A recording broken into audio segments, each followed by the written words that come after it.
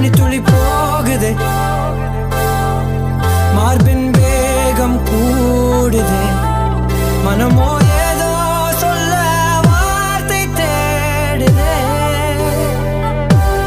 கண்ணெல்லாம் நீயே தான் நிற்கின்றாய், விழியின் மேல் நான் கோபம் கொண்டே இமை மூடிடு என்றேன்.